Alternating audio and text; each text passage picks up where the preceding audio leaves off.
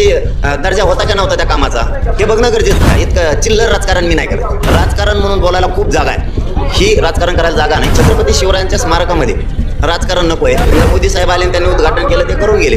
करणारा जर नीट नसेल तर त्या उद्घाटकाचा काय दोष? उद्घाटन करण्यात यावं यासाठी काही स्थानिक नेत्यांनी या ठिकाणी पुतळा बनवण्याची गडबड केली असं पण आरोप होतो। नाही झालं असेल ना, त्याबद्दल मी काय म्हणलं की त्यात आपण राजकारण नाही करणार। झालंय असेल, बांधकाम करणारा कोण, एखादा नेत्याने बी त्या टायमाला गडबडीत केलं असेल, ते कॉन्ट्रॅक्टर कोण आहे, त्याची दर्जा होता का नव्हता त्या कामाचा हे बघणं गरजेचं आहे। आता राजकारण करायचं म्हणून करायचं नाही, उगाच कोणी दोष दिला म्हणून आपण पण नाही द्यायचा। आता उद्घाटकाचा काय दोष? समजा मोदी साहेब आले त्यांनी उद्घाटन केलं, ते करून गेले।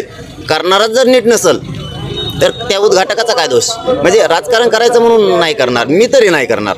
हा, आम्हाला दोषी सापडले ना तर त्यांना बी नाही सोडणार मग आम्ही। परंतु छत्रपती शिवरायांच्या स्मारकामध्ये राजकारण नको आहे, कोणी पण असो।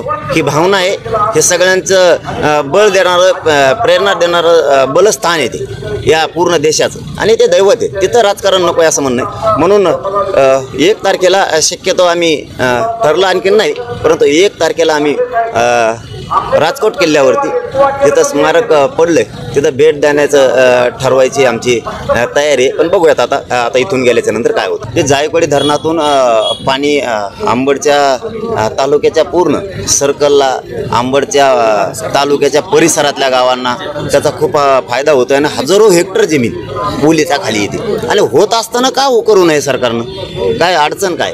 परंतु सगळ्यातच राजकारण करायचं नाही म्हणून आम्ही त्या राजकारणाच्या भाषेत बोलणार नाहीत। परंतु